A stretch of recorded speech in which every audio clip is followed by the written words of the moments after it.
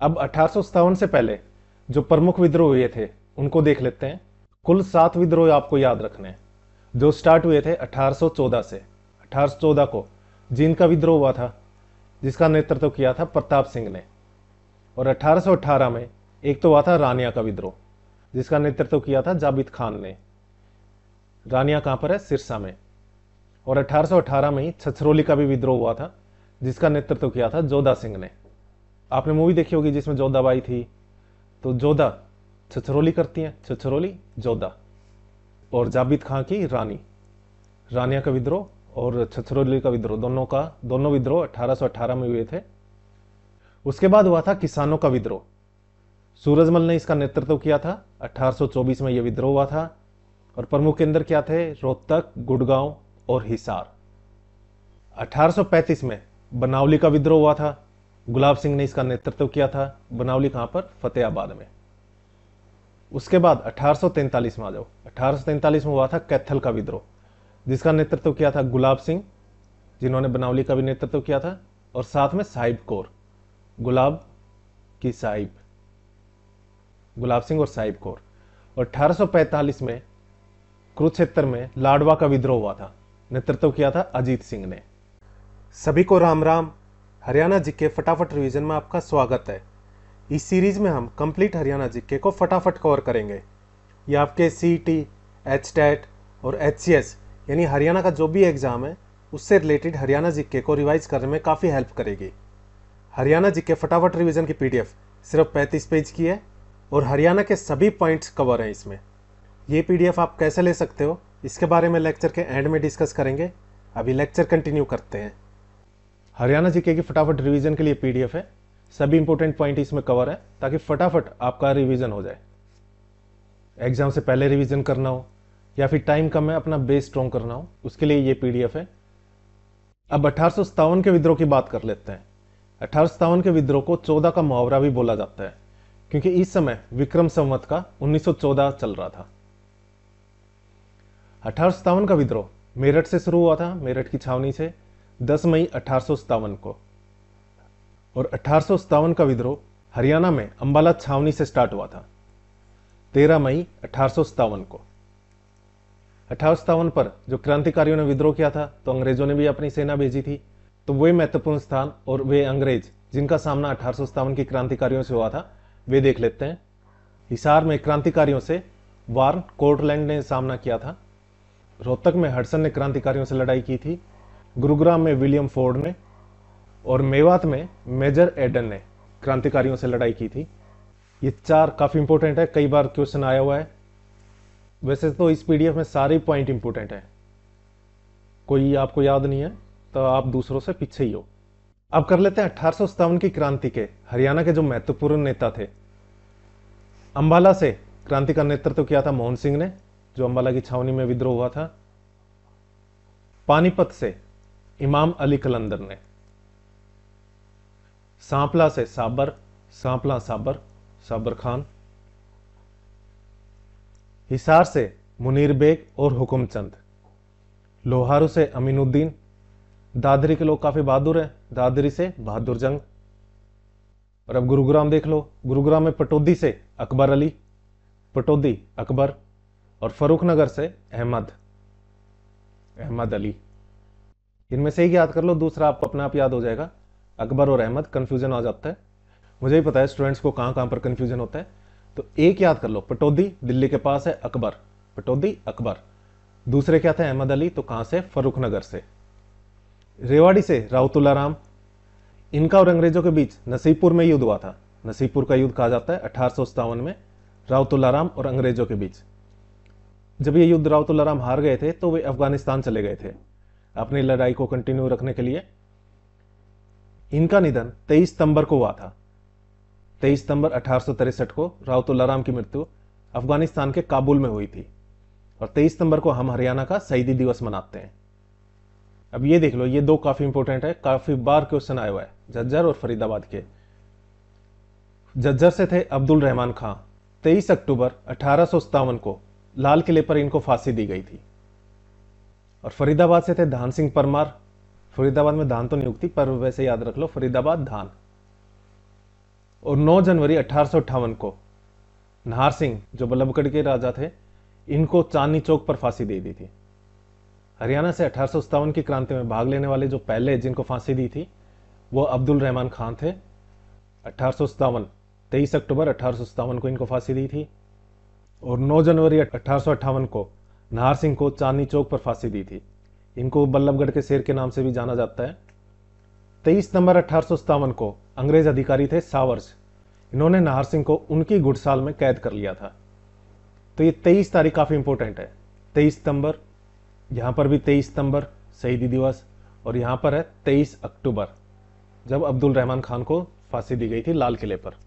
अब 1857 की लड़ाई के बाद का इतिहास देख लेते हैं।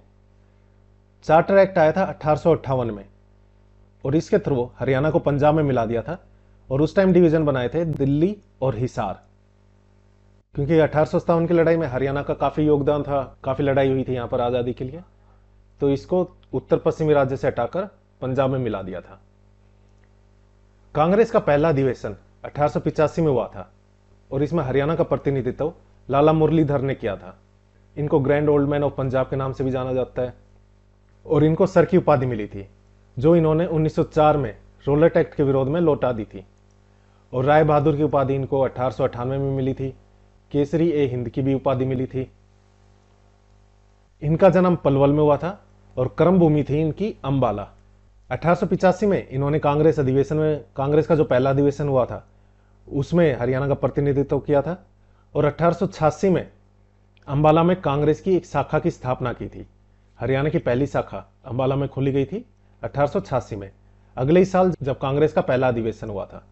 लाला मुरलीधर हरियाणा के पहले सत्याग्रही व्यक्ति थे और महिला में आ जाए पहली महिला सत्याग्रही चांदबाई थी। उसके बाद 1886 में कांग्रेस का दूसरा अधिवेशन हुआ था। पहला कहां पर हुआ था? बॉम्बे में, दूसरा कलकत्ता में। इसमें हरियाणा से पंडित दीनदयाल शर्मा जो झज्जर से थे और बाल मुकुंद गुप्त जो रोहतक से थे, इन्होंने भाग लिया था। उसके बाद 1887 जो कांग्रेस का अधिवेशन हुआ था मद्रास में, उसमें हरियाणा से कोई ऐसे इंपोर्टेंट नहीं गए थे। पर 1888 में जब कांग्रेस का चौथा अधिवेशन इलाहाबाद में हुआ था, इसमें हमारे लाला लाजपत राय जी ने, जिनको पंजाब केसरी के नाम से भी जाना जाता है, हिसार कांग्रेस का प्रतिनिधित्व किया था वहां पर। हरियाणा में कांग्रेस की पहली जनसभा रोहतक में हुई थी 12 अक्टूबर 1888 को और इसके अध्यक्ष थे तुर्रेबाज खां। और पहली शाखा कहां पर खोली थी? अंबाला में 1886 में, लाला मुरलीधर ने। अब लाला लाजपत राय जी की बात कर लेते हैं। 1884 में लाला लाजपत राय के पिता रोहतक चले गए थे क्योंकि वे एक शिक्षक थे, वहां पर वे पढ़ाने चले गए थे। और 1887 में लाला लाजपत राय ने हिसार में कांग्रेस की दूसरी शाखा की स्थापना की और उसके बाद रोहतक में भी कांग्रेस की शाखा की स्थापना की। पहले हिसार में, उसके बाद रोहतक में। और पहली कांग्रेस की शाखा अंबाला में खोली थी लाला मुरलीधर ने 1886 में। उसके बाद हिसार में खोली गई थी 1887 में और साथ ही रोहतक में भी कांग्रेस की शाखा की स्थापना की थी। और लाला लाजपत राय जी ने हिसार को अपना सामाजिक और राजनीतिक केंद्र बना दिया था। 1907 की मई को लाला लाजपत राय को बर्मा की मांडले जेल भेज दिया था इनको कैद करके, पर लोगों के विरोध की वजह से 14 नवंबर 1907 को, कुछ ही महीने रहे थे मई से लेकर नवंबर तक, 1907 की नवंबर को उन्हें रिहा कर दिया था। और 1907 तक हरियाणा के हर शहर में कांग्रेस की शाखा की स्थापना हो चुकी थी। पहली अंबाला, दूसरी हिसार और रोहतक। 1886 में अंबाला, 1887 में पहले हिसार, दूसरी शाखा की स्थापना, उसके बाद फिर रोहतक और 1907 तक कांग्रेस की शाखा की स्थापना हरियाणा के हर शहर में हो चुकी थी। मार्ले मिंटो स्टार 1909 में आया था। इसको शिव शंभू का चिट्ठा कहा था बाल मुकुंद गुप्त ने, जो रोहतक से थे। 1886 में कांग्रेस की दूसरी जनसभा हुई थी। कहां पर? कलकत्ता में। तो वहां पर बाल मुकुंद गुप्त जो रोहतक से थे और साथ ही दीनदयाल शर्मा जो झज्जर से थे, ये गए थे इस मीटिंग में। रोलेट एक्ट का हरियाणा में प्रथम विद्रोह अंबाला में हुआ था, तो गांधी जी इस विरोध में शामिल होने जा रहे थे। 1919 को यह विद्रोह हुआ था और इस विरोध का समर्थन करने अंबाला जा रहे थे गांधी जी, पर उनको पलवल रेलवे स्टेशन पर ही गिरफ्तार कर लिया था 10 अप्रैल 1919 को। उसके बाद गांधी जी को 30 जुलाई 1919 को हिसार जिले में गिरफ्तार किया गया था और 1920 को गांधी जी ने असहयोग आंदोलन स्टार्ट किया था। तो हरियाणा में असहयोग आंदोलन से रिलेटेड संबंधित प्रथम राजनीतिक सम्मेलन पानीपत में हुआ था 1920 में, जिसका समर्थन लाला लाजपत राय जी ने किया था असहयोग आंदोलन का। और लाला लाजपत राय जी की मृत्यु साइमन कमीशन का विरोध करने पर, लाहौर में वे विरोध कर रहे थे साइमन कमीशन का, तो उनके सर पर चोट लगने से 17 नवंबर 1928 को हुई थी। क्योंकि वहां पर जेम्स स्टोक ने, वहां के अधीक्षक थे, पुलिस अधीक्षक जेम्स स्टोक, उन्होंने लाला लाजपत राय पर लाठीचार्ज का आदेश दे दिया था। वैसे तो सभी पर लाठीचार्ज का आदेश दिया था और लाला लाजपत राय जी को टारगेट किया था, सिर पर चोट लग गई थी। 17 नवंबर 1928 को उनकी मृत्यु हो गई थी। उसके बाद भगत सिंह और राजगुरु, इन्होंने सैंडर्स की हत्या की थी 17 दिसंबर 1928 को। लाला लाजपत राय जी की जो मृत्यु हुई थी उसका बदला लेने के लिए ही ये क्रांतिकारी स्वतंत्रता सेनानी थे भगत सिंह, राजगुरु और सुखदेव, इनको ब्रिटिश सरकार ने फांसी दे दी थी 23 मार्च 1931 को। पहले तो सुनाई थी 24 मार्च की, पर उनको लगा था कि अंग्रेजों को कि उस टाइम विरोध काफी होगा, तो उससे एक रात पहले ही 23 मार्च की रात को ही 1931 को फांसी दे दी थी लाहौर षड्यंत्र केस के लिए। उस टाइम तो पकड़े नहीं गए थे, पर 8 अप्रैल 1929 को भगत सिंह और बटुकेश्वर दत्त ने दिल्ली में जो केंद्रीय विधानसभा थी वहां पर बम फेंके थे। कौन से? वो धुएं वाले बम, और खुद को अरेस्ट करवा दिया था। पर इनको लाहौर केस के लिए उसके बाद फांसी दे दी थी। काफी हिम्मत चाहिए होती है ऐसे अपनी जवानी में ही खुद को जानबूझकर अरेस्ट करवा देना, ऐसे क्रांतिकारी बनना। इन्होंने उस टाइम सभी को इंस्पायर किया था, आज भी करते हैं। दांडी मार्च 12 मार्च 1930 से 6 अप्रैल 1930 तक चला था और वहां पर नमक को तोड़कर गांधी जी ने ये स्टार्ट किया था दांडी मार्च। और 6 अप्रैल 1930 को इन्होंने सविनय अवज्ञा आंदोलन, इंग्लिश में सिविल डिसोबीडियंस मूवमेंट भी कहते हैं, ये शुरू किया था। हरियाणा से लाला सूरजभान ने दांडी मार्च में हरियाणा का नेतृत्व किया था। 1940 में व्यक्तिगत सत्याग्रह अभियान चला था। इसमें प्रथम व्यक्तिगत सत्याग्रही आचार्य विनोबा भावे थे और भारत की प्रथम व्यक्तिगत सत्याग्रही महिला सुभद्रा कुमारी चौहान थी। क्योंकि जो मेजर नेता थे जैसे गांधी जी या और भी जो बड़े नेता थे उनको अंग्रेजों ने अरेस्ट कर लिया था, इसलिए यह व्यक्तिगत सत्याग्रह बना था। 8 अगस्त 1942 को भारत छोड़ो आंदोलन स्टार्ट हुआ था। 1940 में जब हरियाणा में चुनाव हुए थे तो उस टाइम कांग्रेस ने यूनियनिस्ट पार्टी के साथ मिलकर पंजाब में सरकार बनाई थी। हरियाणा पंजाब का हिस्सा था, तो यहां पर सरकार कांग्रेस और यूनियनिस्ट पार्टी ने मिलकर बनाई थी 1940 के चुनाव में। यूनियनिस्ट पार्टी को जमींदार लीग भी बोलते हैं। इसकी स्थापना चौधरी छोटूराम ने 1923 में की थी फजल ए हुसैन के साथ मिलकर। फजल हुसैन भी आ जाता है, फजल हुसैन के साथ मिलकर। चौधरी छोटूराम के बारे में देख लेते हैं। इनका जन्म सांपला में हुआ था जो रोहतक में है 24 नवंबर 1881 को। और इन्होंने एक साप्ताहिक अखबार निकाला था जाट गजट, जो ये उर्दू भाषा का अखबार था 1916 में। और 1923 में चौधरी छोटूराम ने फजल हुसैन के साथ मिलकर यूनियनिस्ट पार्टी, जिसे जमींदार लीग भी कहते हैं, इसकी स्थापना की थी। चौधरी छोटूराम ने सेंट स्टीफन कॉलेज जो दिल्ली में है यहां से ग्रेजुएशन की थी और छज्जूराम की मदद से, उनकी मदद से कानून की शिक्षा के लिए आगरा विश्वविद्यालय गए थे। ठीक है, दोनों आ सकते हैं। आगरा विश्वविद्यालय से कानून की पढ़ाई की थी, सेंट स्टीफन कॉलेज से अपनी ग्रेजुएशन की थी जो दिल्ली में है। 1937 में इन्होंने किसानों के लिए मार्केटिंग बोर्ड बनाया था, किसानों की हेल्प के लिए, और 1937 में इन्हें सर की उपाधि मिली थी। इन्हें और भी उपाधियां मिली थी, एक तो सर की जो बता दिया 1937 में, इसके अलावा दीनबंधु की उपाधि मिली थी 1922 में, राय बहादुर 1927 में, इसके अलावा इनको रहबर आजम और किसानों का मसीहा की भी उपाधि मिली थी। पंडित श्री राम, इन्होंने हरियाणा तिलक निकाला था अखबार, हिंदी और उर्दू दोनों भाषाओं में। इसके अलावा इन्होंने हरियाणा का इतिहास और हरियाणा नवरत्न ये भी लिखा है। पंडित नेकीराम शर्मा, ये भिवानी से थे, हरियाणा केसरी की उपाधि मिली हुई थी। इन्होंने संदेश नाम की एक साप्ताहिक पत्रिका निकाली थी उर्दू में 1930 में। प्रथम विश्व युद्ध में जो भारतीय सैनिक भागीदारी कर रहे थे तो उस भागीदारी के खिलाफ थे ये। और इनके शब्द थे, मुझे तो संपूर्ण भारत की भूमि चाहिए।